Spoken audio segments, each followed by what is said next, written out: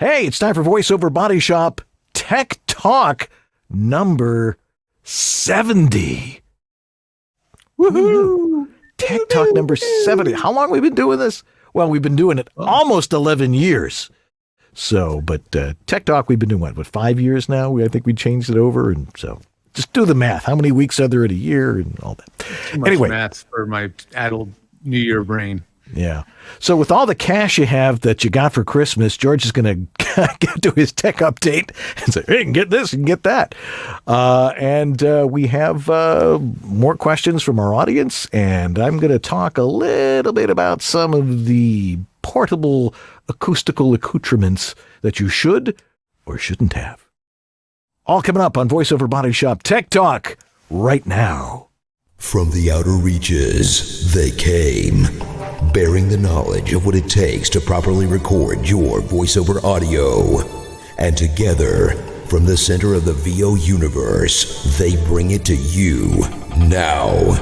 George Whittam, the engineer to the VO stars, a Virginia Tech grad with the skills to build, set up, and maintain the professional VO studios of the biggest names in VO today. And you, Dan Leonard, the voiceover home studio master, a professional voice talent with the knowledge and experience to help you create a professional sounding home VO studio. And each week, they allow you into their world, making the complex simple, debunking the myths of what it takes to create great sounding audio, answering your questions, showing you the latest and greatest in VO tech, and having a dandy time doing it. Welcome to VoiceOver Body Shop Tech Talk. VoiceOver Body Shop Tech Talk is brought to you by VoiceOverEssentials.com, home of Harlan Hogan signature products, Source Elements, remote studio connections for everyone, VoiceActorWebsites.com, where your VO website isn't a pain in the butt, VOHeroes.com, become a hero to your clients with award-winning voiceover training, J. Michael Collins Demos, when quality matters, and VoiceOver Extra, your daily resource for VO success.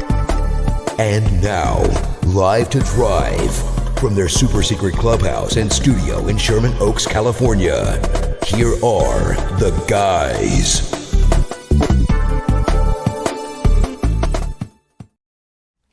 Well, hello there. I'm Dan Leonard. And I'm George Whittam. And this is VoiceOver Body Shop, or VO BS. Tech From Talk. the Choir Invisible. Tech Talk. Tech Talk. Tech Talk. Tech Talk. Tech Talk. Well, George is in Pennsylvania, and so we've been doing this show remote for so long. I mean, we've only been together in the studio like 2 or 3 times in the last 2 years, and looking forward to when we can come back. And, you know, we've got all this room on my couch for a live studio audience, so if you're brave enough, we'll probably return to that probably, as soon as this Omicron thing sort of fades away. Maybe you missed it last week, but since I have the rare opportunity to do this, go for it. I'm going to press the blower button and the piano button and see what happens. All right.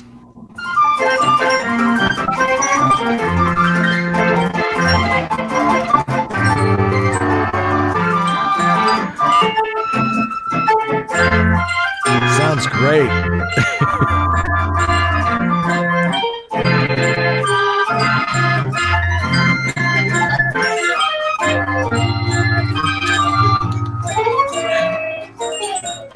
That's a great tune. That's like going to the nether cutting scene. And the remote doesn't really work very well. There it goes. I tried a few times. That is what happens in this house. My dad has been working on that piano with my mom since before I was born. That same piano. And now he controls several ranks of organ pipes. I mean, it is. That's cool. Never Very a dull cool moment here. Absolutely. So it's time for Tech Talk, where George and I talk about home voiceover studios. Because, by the way, that's what George and I do. We are home voiceover studio experts. And we say that because we've both been doing it for over 15 years. And we've worked with more people than anybody out there, and we're amazed by the misunderstanding, the misinformation that's out there. And so we want to set you all straight and make your life easier, not make it more complex. And what we can do is we can consult with you if you have no idea what you're doing. We can get you started from zero to hero in no time. And George, if they want to work with you, you've got your ways of doing things. I got my way. But if they want to work with you, where do they go? You can head on over to georgeth.tech. That's my home on the web. This year, stay tuned. A new website is coming. Oh, yes, it is. New website, which I'm very, very excited about. And you can book services over there with me and Tim Friedlander. And we've also got a hotline that's available. If you've got a tech emergency, you can reach several technicians, including, if you're really lucky, Dan Leonard might answer that phone when you call. So we have an amazing team of techs working through us to help deal with issues on demand. Even Robert Marshall, co-founder of Source Elements, on the team and able to help you with tech issues. I'm also designing studios and doing a lot of webinars this year. So it's all going to be happening over at georgethe.tech. And Dan, his home on the web is... There it is. homevoiceoverstudio.com. My website's about to be redone too. It's going to be more user-friendly. We've moved the specimen collection cup up to the top, not at the bottom of the homepage. So when you come there, it's going to be right there, and you can send me an MP3 of your audio so I can hear exactly what's going on in your studio, and I can tell you, no, that's not right. You're too close to the mic. You're too far from the mic. Your acoustics are wrong. Or it sounds fabulous. Which does happen. We get some good audio sometimes, which is really encouraging. It's often, but most of the time it's people just trying to get it right. And unfortunately, people go to voiceover schools, or they get a coach, or they find somebody who says, oh, you can learn to do voiceover. They don't know diddly squat about home voiceover studios. And some people will send you in the wrong way, the wrong direction. And, my job is to say, that's all lies and misinformation. Keep it simple. It's not the technology that gets you work. It is your voice. And not trying to, enhance it, trying to change it. There's no technology that's going to make you sound like Don LaFontaine or Tom Kenny. Only they can sound like that. You have to sound like you, and voiceover is about finding the uniqueness of your voice and exploiting that. And how do you capture your voice as your voice exists? So that's what I really concentrate on. And anyway, so we'll have lots of questions from our studio audience, the virtual studio audience. So we'll get to those in a little bit. But as we usually do at the top of our Tech Talk show, we go to George Whittam and his weekly tech update. What you got going on this week? Well, first of all, I thought I would mention the microphone that I'm using to do the show tonight. It's just barely in frame. Maybe I can cheat my camera angle down without causing a calamity. Just enough to show it a little bit better. There we go. This is the mic that I think I teased or talked about this mic quite a while ago, earlier last year. And this is the Tula mic, Tula. And I bought it to do, I couldn't resist its cuteness. Honestly, I couldn't resist how cute it is. The color scheming of it is so adorably like 60s retro. This color, what do you call this? Mint or something? Something like that. Looks like a princess phone. Yeah, and they had it in 4 different colors. And it was reasonable. I think this runs around $230 for a USB mic. But it's not just any USB mic. It's got some really interesting tricks up its sleeve. And one of them I'm using right now, and that's the noise canceling feature. It has built-in noise canceling, and you'll see a light on the top here that says NC. That's turned on right now. Now, I can't guarantee you'll hear the effect when it's turned on versus off on StreamYard and our platform for streaming, but I'll try it with it off. So here's with it off. and you should hear a little bit of an increase in room tone or noise. Dan, could you hear the difference when I turned it on? No, it looks like your mom's off the phone. Okay. Well played. No, what this device does is when you engage noise canceling by holding down the NC button, Very cool. for that brief period of time, about 2 seconds, it's listening to the room tone and then setting up a filter inside. But what's cool about it is it's made by a software plugin company called Clevgrand, and it's called Bruce Free. I talked about this a year or so ago when it came out, the Bruce Free technology, as being a really good noise reduction plugin. It's built into the mic. It's crazy. I know, it's crazy. And it's pretty impressive. But not only that, it's also a recording device. It has built-in storage, and it will record whatever you're doing. So it can be USB or a recorder or both. It does both simultaneously. So you have a built-in backup recorder, which is cool. And one last amazing trick, and it's got several, but this is the last one of note, is that it's recording a wave file without the Bruce Free noise reduction and with the noise reduction.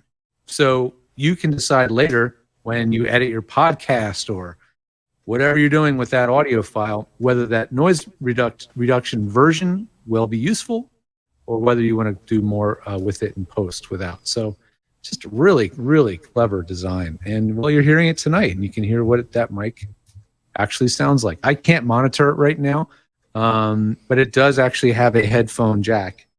And if I plugged a headphone jack in, I would be listening to it on headphones. Hopefully it's sounding good. Is it sounding pretty good tonight, Dan? Sounds pretty good. Make sure to turn it up just a little bit. Need a little bit more gas? A little bit Okay, more. I can do that. I can turn the throttle up. That should jump up quite a bit louder when I did that. That's more like it. All righty. Is that more solid? Okay, Yeah. Great. So that's the Tula microphone. That's what I'm using tonight. Now, the reason I have it, not because I brought it, I actually gave it to my dad for Christmas. I said, hey, Dad, can I use that mic I just gave you for Christmas? And he was happy to let me borrow it. Software-wise, Audacity 3.1.3 is released. That's the only software update release that I'm aware of that's come out since the last show. Not too many things really groundbreaking here. Apparently, making loop regions was too easy to do. It happened, I guess, accidentally. So they've made it harder to accidentally create loop regions when attempting to use timeline quick play.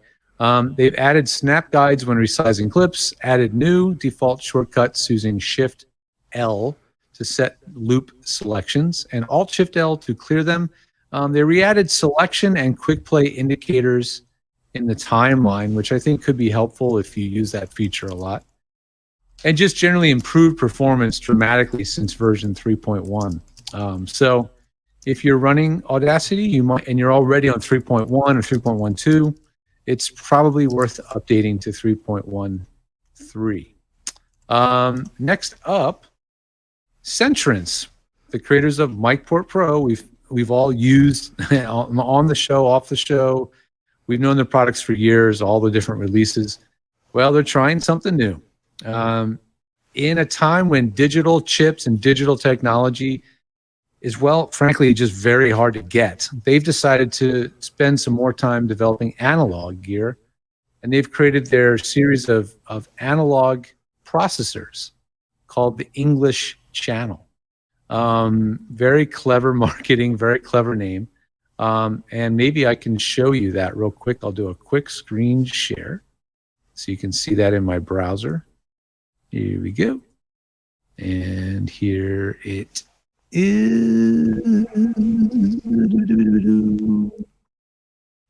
Sorry, Chrome tab. That's what I need to share. Yeah, there you go. I got it right. I almost got it. I almost so close to having it. What they're basically doing is I likened it to, let's call it guitar effects pedals for voiceover. That's kind of what I'm calling it. So does everybody need to add effects to their recording signal chain while they're recording? I would argue to say no. But if you're looking at ways to just spice up what you're doing or you want to work with very portable equipment. You want to be able to take the exact signal chain with you wherever you go. This makes that possible because it's incredibly portable because of the form factor. Everything's based in these small compact boxes. Here we go. That's what it looks like. They're all based in these small units. It's the same size chassis. It looks like they're using the same chassis from the mic or the mixer face, actually. And in the lineup, they've got these three products. They have the Jasmine, which is just a preamp. No AD converter, no USB, just a really clean, pure mic preamp with a really beautiful VU meter. And then they've got the Soap Box, which has a compressor, a de-esser, and a noise gate. Now, I've already had emails with Michael Goodman. He's been waiting to chat with me actually about it to find out exactly how that gate works.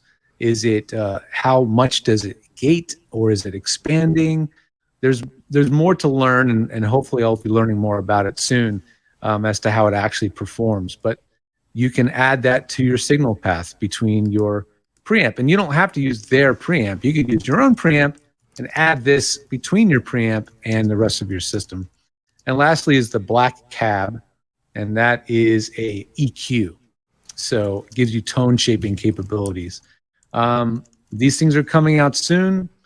Don't know when exactly. Apparently they've got a really strong discount. If you want to be early and get the first 50 units, you can sign up on their website at CEntrance.com and get on the list. So that's going to be really cool to see what those things can do. But you know, I don't like to add more gear to a signal chain, so it's got to be clean. And hopefully, based on the track record that Michael and CEntrance have had, this stuff should be ultra clean, very low noise. Yeah. What do you think?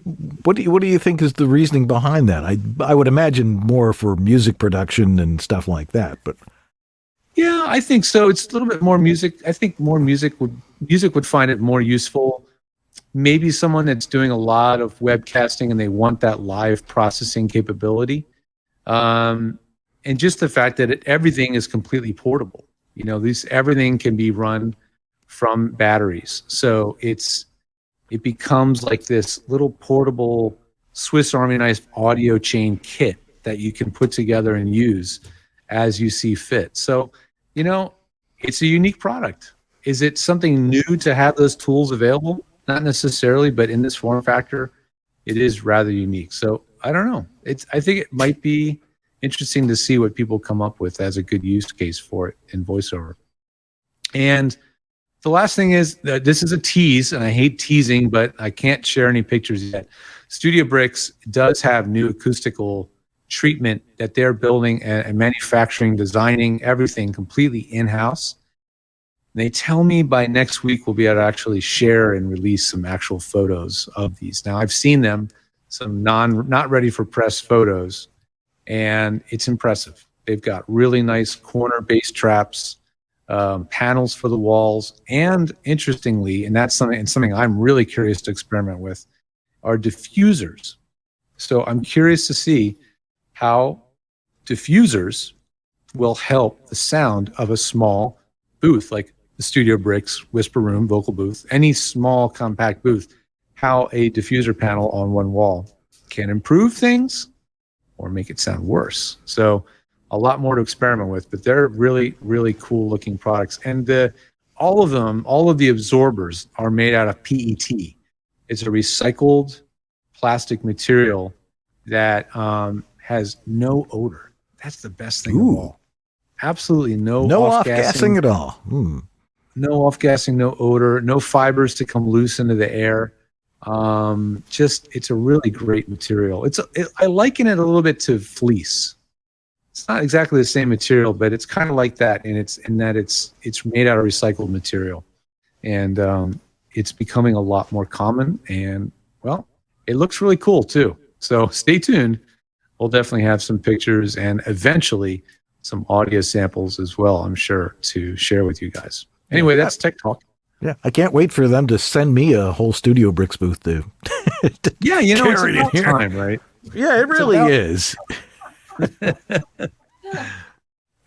Let's talk about acoustical problem-solving devices or money-making devices. Maybe is the better word to put it. Really. Well, a StudioBricks, of course, is really good. But I've been encountering people that for some reason think that this thing called the eyeball is like the answer to their problems. And it really is not. Nothing against the manufacturers of these things, but the eyeball, we would see them at voiceover conferences, which of course we haven't had for a couple of years. Looking forward to when we can all get together and go to voiceover conferences again, because those are great fun and great networking events. What I found them really good for was playing Nerf volleyball at voiceover conference events. The concept is this foam rubber ball you put over your microphone. People don't understand that the companies that designed these microphones spend, some of them probably literally millions of dollars in the research and development of really fine microphones. And, a lot of it has to do with the acoustical design of the microphone. So the idea of shoving a Nerf ball over it because your room is noisy just doesn't make any sense. They're not really that good at cutting outside noise. They also have a pop screen that fits right over the front of it, which promotes, to me anyway, the worst possible voiceover mic technique. It doesn't help. And the fact of the matter is, and they can sue me if they want, it doesn't work. If anything, it muffles your mic.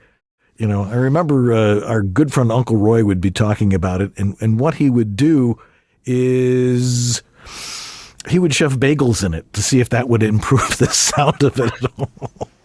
Well, I have pictures up here. This shows you who it really is intended for. Gosh. Is singers, rappers, hip-hop, music producers. And it's a way to change the sound of the mic so that it sounds more thick and focused in a bigger, open, reverberant room. That's what it was for. Right. But it's for singers. An instant voiceover studio. Right. No, it does not. Yeah. I think that people, again, forget that all of the technology that George and I are talking about, at least the major majority of it, none of it was ever, voiceover wasn't even in the back of the minds of the engineers designing this stuff.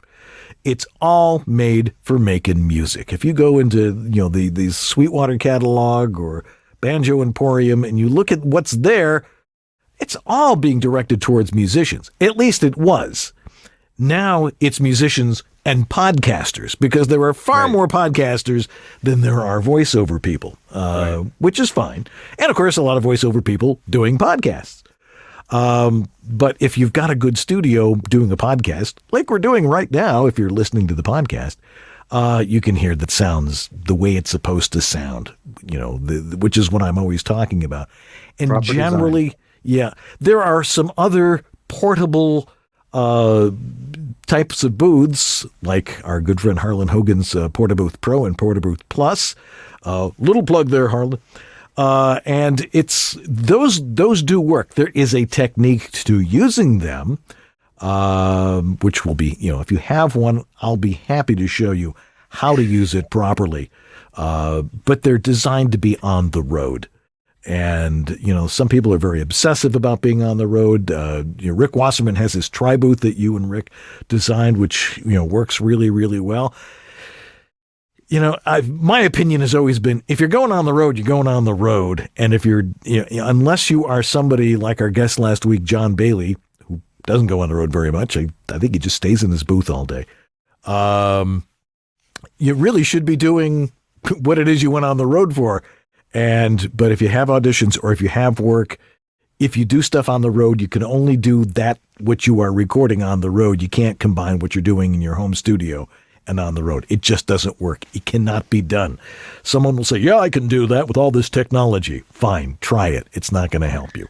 Yeah, there's very few exceptions. I mean, it's like if you're picking up on an all new or like a NBC Friday, just like one short phrase, you might get recorded on a shotgun mic in the back of your car that you, with all the music and everything else that's in there, and producers in the station or studio know how to match the EQ and all that stuff, you can pull it off. But the clients that most of you are working with don't want you to pull anything off. They just want consistent, clean audio. And doing that from the road is, I always say, it's the black belt of audio recording. It really is. It is the hardest thing to do well. And you add in the challenge of acting, which is in itself difficult.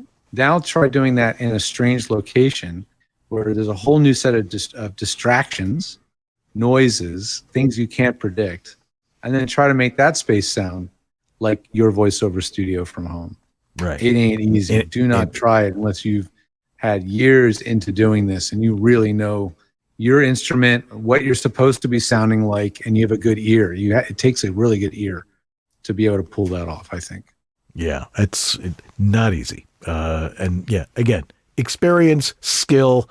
You don't guess. You don't like try a preset and hope that it works. So to me, everything is about acoustics. The room that you record in solves so many problems and prevents you from, it prevents you from having to use all that extra technology. Not saying that there isn't some processing that you can do, but it's minor. They're minor little corrections to the room and stuff like that. So get the room right. Don't shove a Nerf ball on your microphone. Anyway, we're going to take a break. We got lots of great questions tonight, and George and I will answer those questions right after this break. So don't go away. We'll be right back here on VoiceOver Body Shop Tech Talk. This is Bill Ratner, and you're enjoying VoiceOver Body Shop with Dan Leonard and George Whittam. VOBS.TV.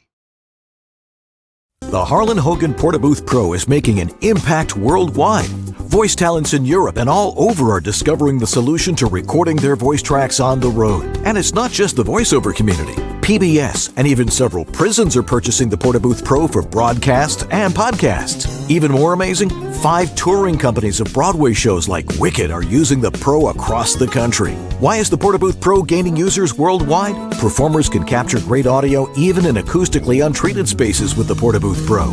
Your microphone hears the sound of a human-sized sound booth at a fraction of the size and cost. The Pro accommodates large and long microphones, lengthy scripts, and e-reading devices. The Harlan Hogan Portabooth Pro is lined with Auralex studio foam. It's a professional quality sound studio that assembles in less than a minute, and its multi-pocketed carrying case makes it super easy to take your gear and your voice wherever you go.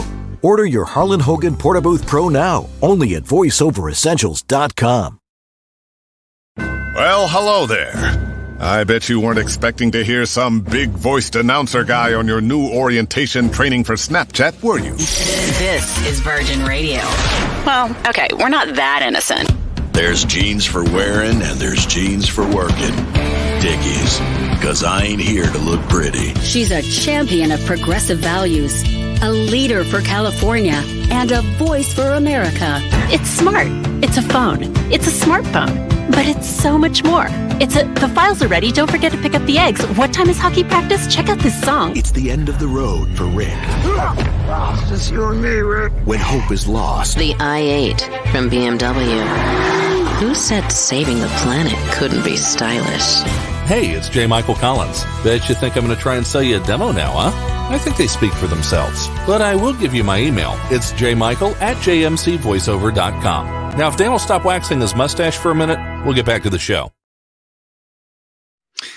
Source Elements. Yes, it's time for Source Elements, the creators of Source Connect, and a ton of tools that allow studios to collaborate with other studios and the talent that record in them and record from home. And that's where you guys come in. Source Connect is an incredibly powerful tool to allow your studio to link up with other studios so that you can be in the booth, but do it from home.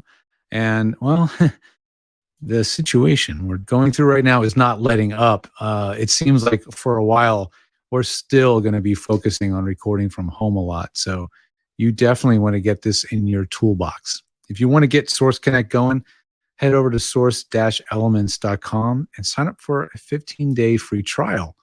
And if you're already a Source Connect user, and a ton of you guys watching are, I know, you could also consider getting certified. They have certification courses on their website. You go through the course, you take the test, and you can take it as many times as you need to pass.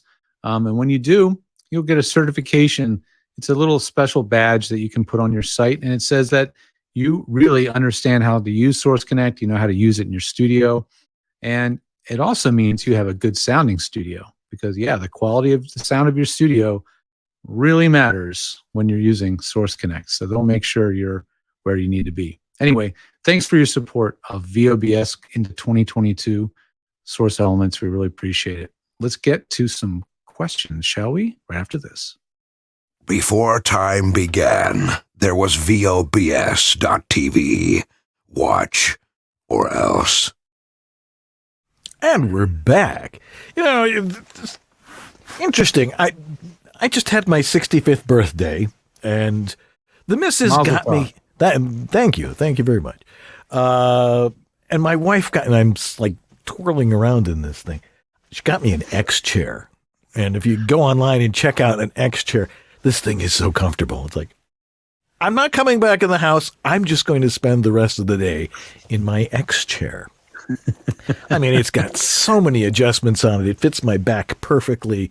And, you know, and I have fallen asleep in it several times. So I am 65 after all.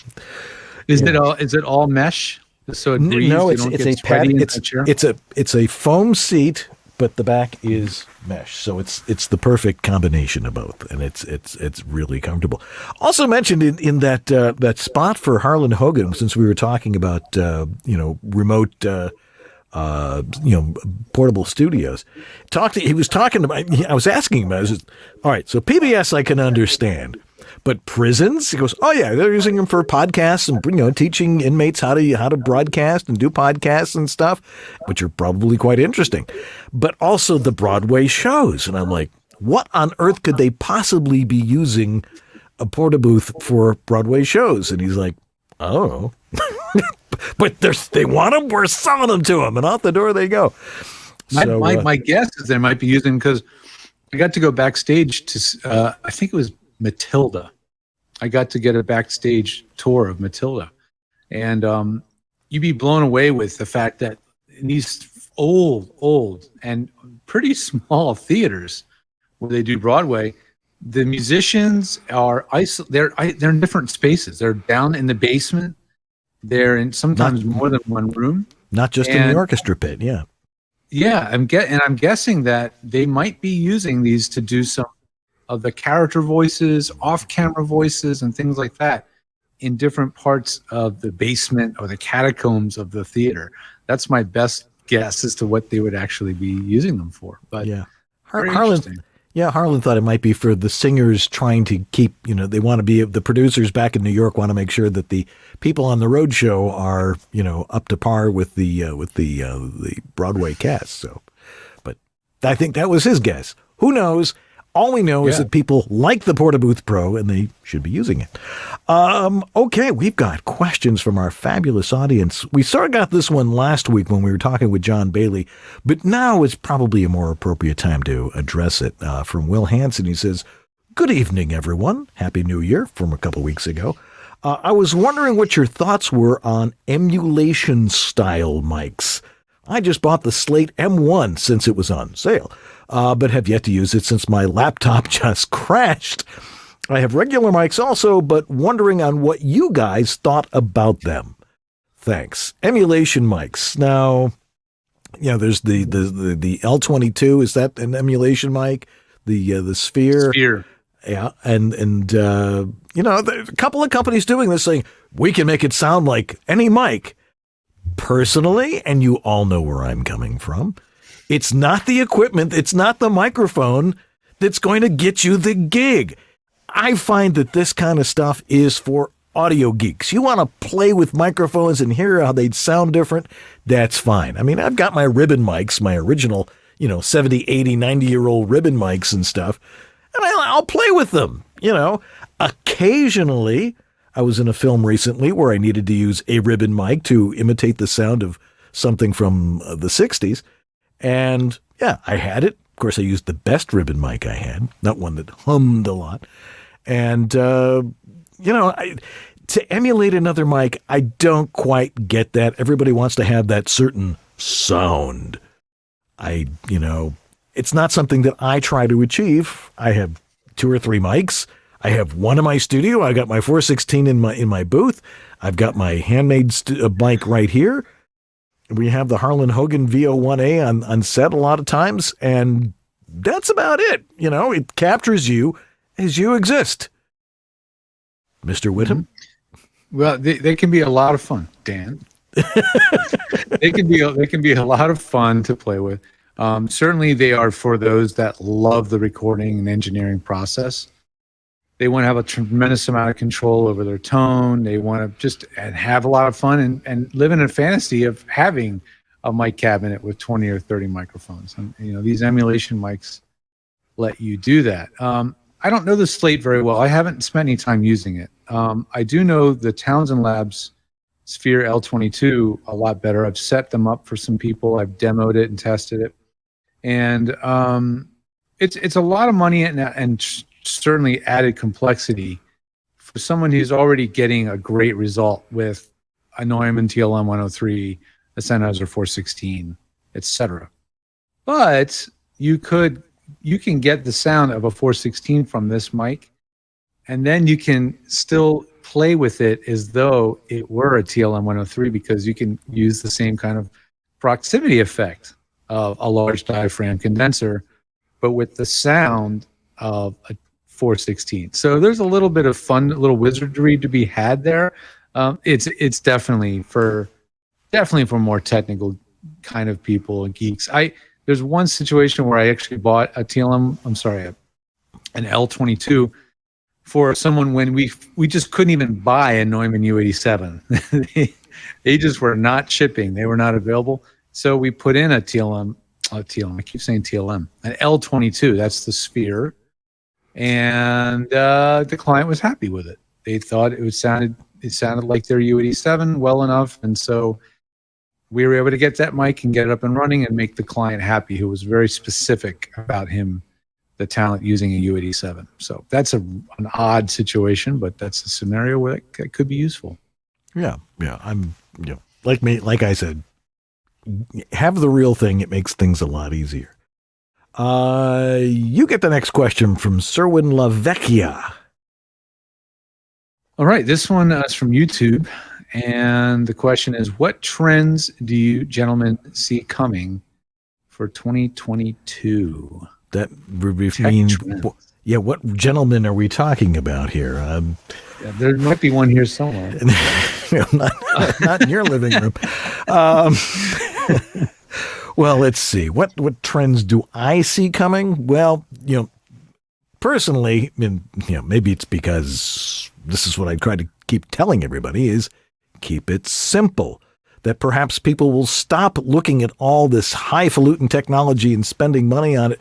There was a very interesting thread on Facebook. Not that I spend any time there, but when I see something, it's in one of the VO Tech groups. And I'm talking about, if I had $5,000, what should I spend it on? And of course, everybody's like, well, I love these headphones because those headphones are going to make me sound great. No, they're just going to sound like headphones. Everybody's like saying, well, they got to use this or you got to use that. And the fact is, every voice is different. Every microphone is different. Every room is different.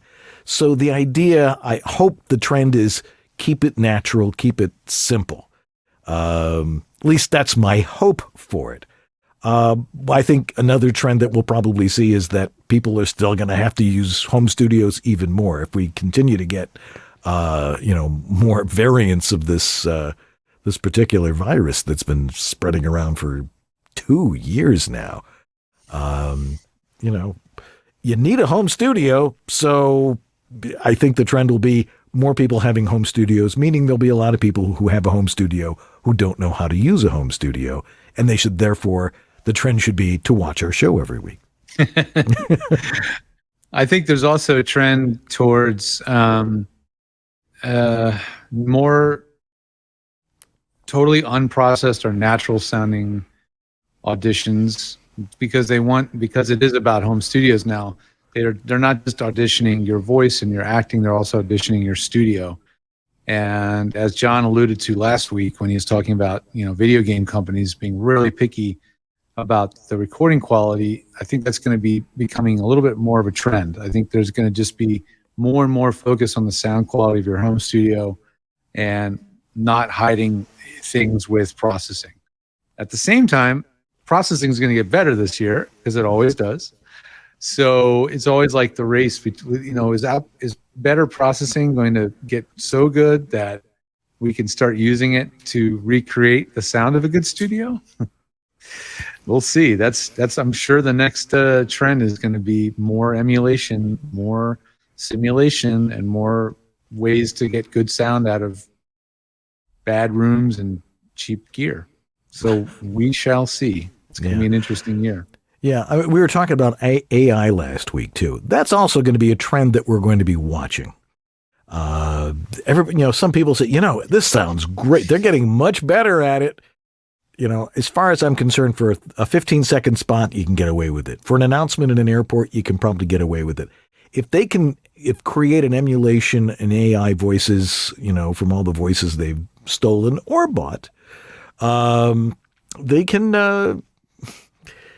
Can they create the sound of a human coloring their words? There's a certain amount that there's a human factor to what we do that I think just cannot be emulated by a computer. It's if it's not this, it's that. A plus B, minus 0, and the computer is going to say, well, we could do this. There's just too many variables. And our minds and our individuality is what sells a voice, and not just the sound of a voice saying, please come into the exit this way. Lobby. Remember that one?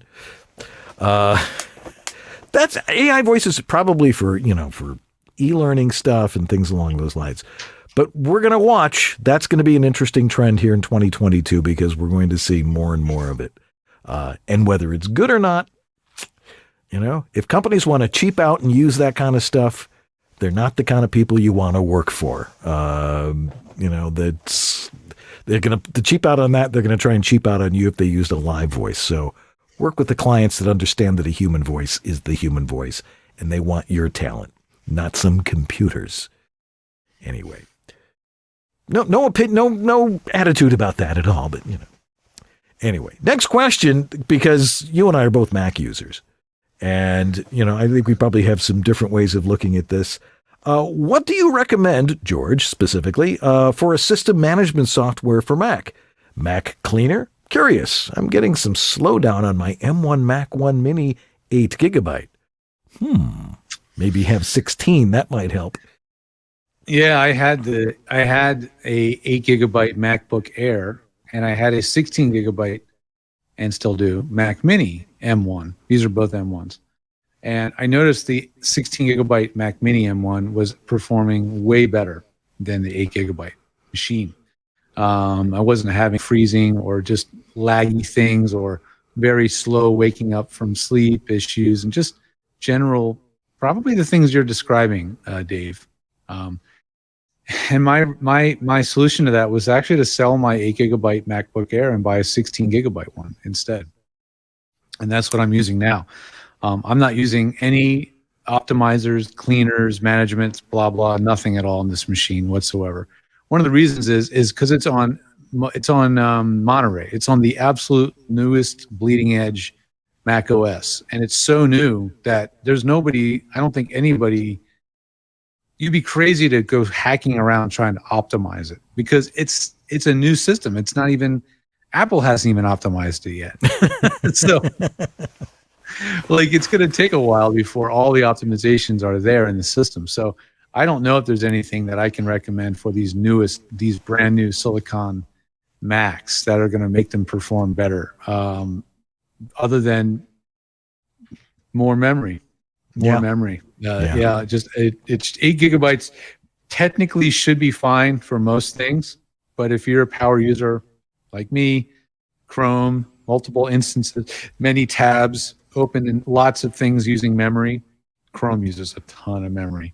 then you're using up all 8 gigs of RAM really, really quickly. And I think there's some bottlenecking going on there with that, and that causing the lag. I got the 16 gigabyte variation of the MacBook Air, and it has been, well, flawless.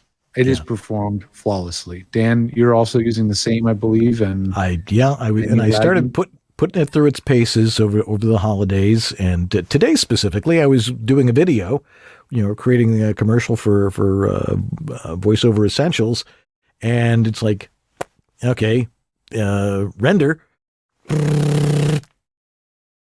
30 seconds, and it was done. Whereas the old, an old Mac would take a minute two, something like that. Amazing how fast it is. The only thing I find it slow on is Facebook. Facebook seems to load very, very slowly. But everything else, when you're on the internet, if you're searching for something, boom, boom, boom, boom, it just works. And it's really light, which is what I really like. It doesn't surprise me because there's a bit of a feud going on between Apple and Facebook. That may explain it. Who knows? But yeah, I've been really, really pleased, and I'm running the show tonight on my MacBook Air M1 computer, and it's excellent. It's working beautifully. All right. Grace Newton. Yes. She says, I have a Focusrite Scarlett Solo interface. Is there a default setting for gain and volume? I was told to have the gain at 1 to 2 o'clock and the volume at 3. My noise floor is minus 60 or better. I know there are a lot of variables, but I'm just wondering, is there a basic guide to follow? Well, I've got my basic guide to follow, which is, especially with the Scarlett, with the Focusrite, it's got the halo meter on it, which is very, very useful. Always in the green, always in the yellow with an occasional intermittent flash of red. If you're just in the green and not in the yellow, it's not loud enough. So is there a default setting?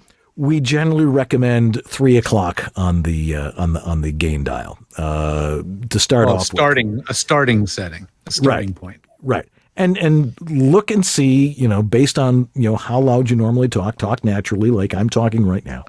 And always in the green, always in the yellow, with an occasional flash in the red. You don't want it to be constantly in the red, but if it's in the yellow, it should be fine. And that's the standard that you should be setting it by, and it's going to be different for every voice and every microphone. So you've got to set it yourself. So there's no one size fits all sort of setting on a Focusrite. George? Yeah, I mean, the Scarlett is a very easy to use product. The Halo view is handy. The point of being able to set the gain by default, there's no default. You have to actually set your gain based on your performance, how loud you're reading, your style of reading, how close your mic is, and what type of mic you're using. All that stuff has to be done correctly, and you can't just set it and forget it. You do have to get it right. But yeah, if you're always in the green, you're a little lean. Up in the yellow, you can let it mellow. Works for me. You get the next question. Jim McNicholas on YouTube. All right. So Jim from YouTube says, a simple question. I have to record with a music bed that ends with a jingle for a hardware store. So it sounds like Jim is entering the world of production. Doing a not donut. Just voice acting. Yeah. Do you record and then mix, or do you record while it's running under you? Having been a radio production director and having done trillions of these, if you're doing it live on reel-to-reel tape, yeah, that's the only chance you have until they came up with multi-tracking reel-to-reel machines. But with regular voiceover, recording multi-track software, if you learn how to use that, it's record the voice track, take the music track, put it underneath, and then you can balance the levels and add any compression to your voice so it floats on top of the music. If you try to do it live, you're going to keep doing it over and over again until you get it right. It used to be hold the record and okay, let's go down to, that sort of thing. no, trying to do it live is not very efficient. Getting it right, sounding perfect is record the voice track first, add the music in another track, and then you can work it. And I think I showed people how to do actually, I think that was in the audition webinar we did a couple of weeks ago, where how is it that you set, there's a volume line in there and you click different points and you bring the volume down on the music. It's called ducking. And then the music sort of rolls underneath and your voice floats on top. And no, it's not something you're going to learn in 5 minutes. It takes a sharp ear to do it and a lot of experience, but you got to learn how to do it. If someone's asking you to do it, perhaps ask somebody who actually knows how to help you out and give you the proper instruction, or do it for you if it's like one client wants this one time.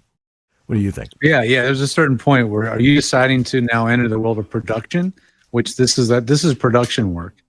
And if that's fine, if that's what you want to do and make a career of it, then start learning how to be a producer and how to do all that work. And we can teach you. I can do a session with you and teach you how to do it.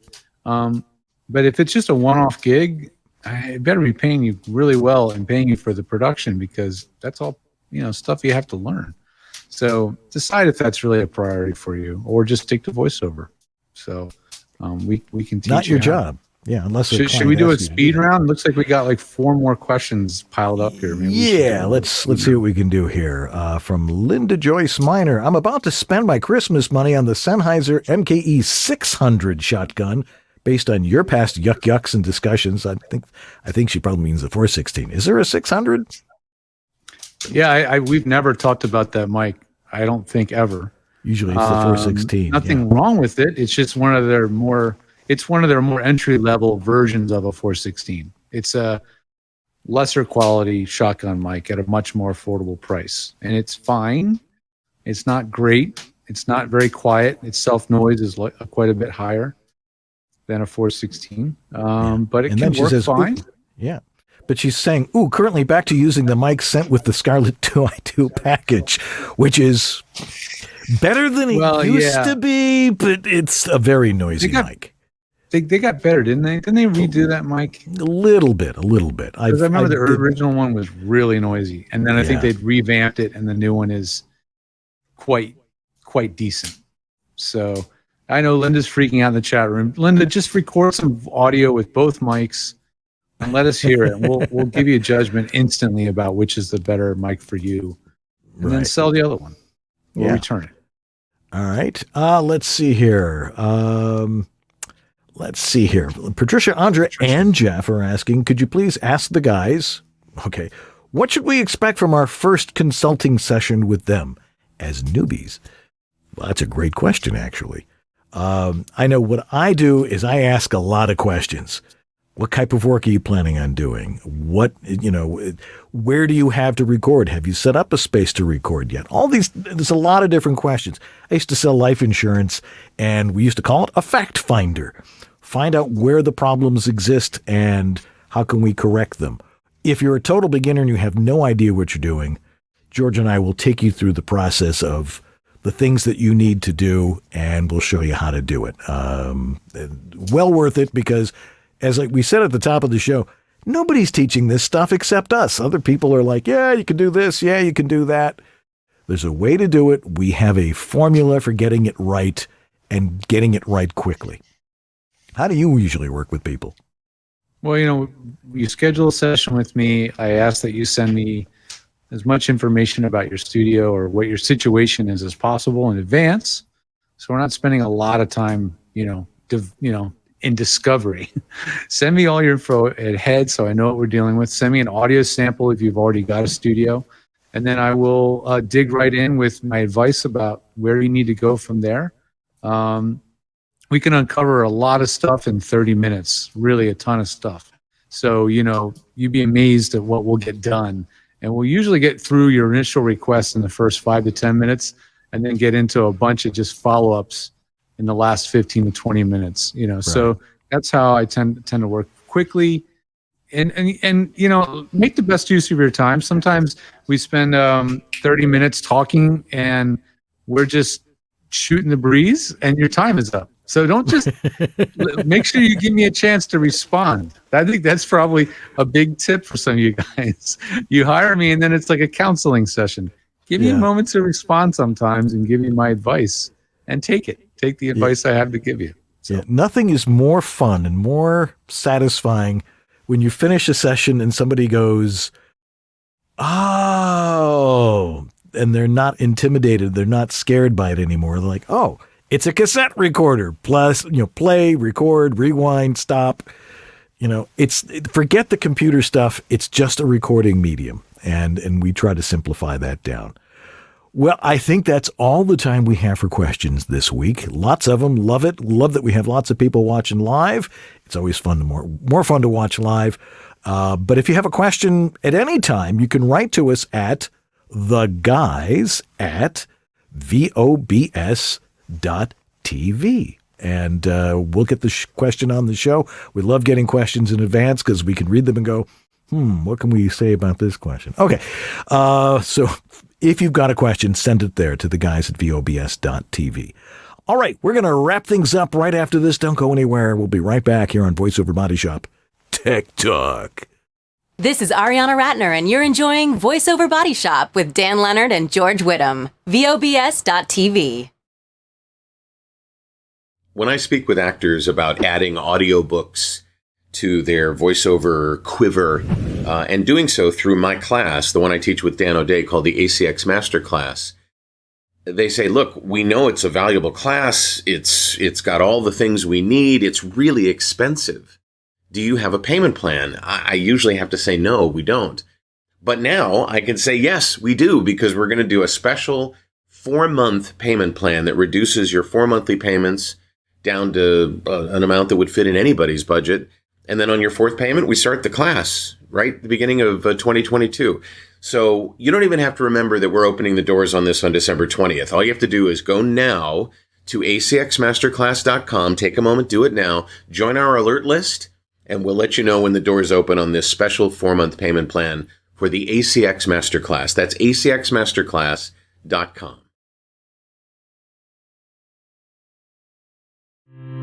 In these modern times, every business needs a website.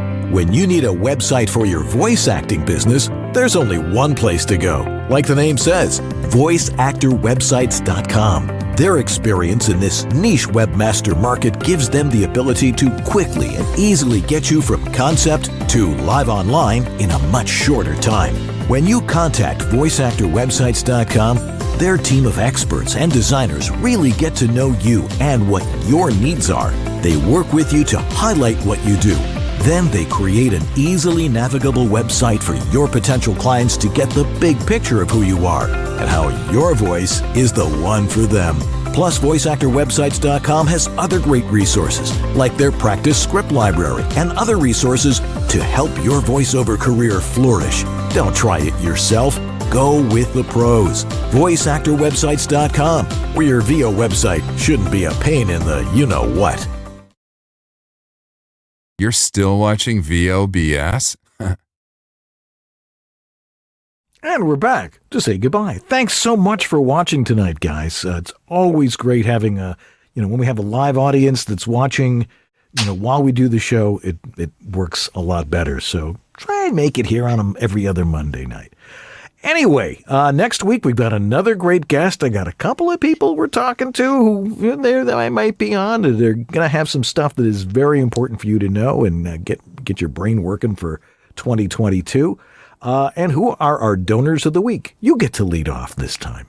All right, this time we've got Rob Ryder, Patty Gibbons, Greg Thomas, Shayna Pennington Baird, or Shauna Pennington Baird. Yes, Icon Productions. Don Griffith, Stephen Chandler, Sandra Manwiller, Robert Leadham, Antland Productions. Thanks, Uncle Roy. Shelley Avellino, Tom Pinto, Brian Page, George Whittam, the senior one. And a doctor voice, which we are suspecting by his email address, is Dr. Nathan Carlson. Thanks for joining us. Great guy. An ER doctor in Rancho Cucamonga. Rancho really. Cucamonga. Yeah, that's like when you come out of the Cajon Pass, you land in Rancho Cucamonga. It's like, I am in Southern California. Let's see here. Okay, we need to thank our sponsors. Well, first off, again, where do you go if you want help from George or I? If you want to work with George, you go to GeorgeThe.tech. That's my home on the web for tech support. And you go over to homevoiceoverstudio.com. Yeah, homevoiceoverstudio.com. And, use my specimen collection cup. Let's hear what your audio is actually sounding like, and we'll get that straightened away. Let's thank our sponsors. You go first this time. Harlan Hogan's VoiceOver Essentials. VoiceOver Extra. Source Elements. VOHeroes.com. VoiceActorWebsites.com. And JMC Demos. Oh, our thanks to Jeff Holman. Great job in the chat room tonight, getting all those questions out to us. Lots of people asking questions. We love it. Sue Merlino, getting it done as our technical director, switching up the cameras and all the things, even though there's like one camera here and one camera there, but gets all the other stuff in there. We love her, and we just thank her a whole lot for sticking it out with us over this pandemic. And, of course, Lee Pinney, simply for being Lee Pinney. Well, that's going to do it for us this week on VOBS Tech Talk. You know, it's not an easy business. There's a lot of stuff you got to learn. The technical stuff, that's our department. We like to hear what your audio sounds like. And the bottom line is, if it sounds good, it is good. Outstanding. I'm Dan Leonard. I'm George Whittam. And this is VoiceOver Body Shop. Or VOBS. Tech Talk. Tech Talk. Tech Talk. We'll see y'all next week. Have a good one. Bye, everybody.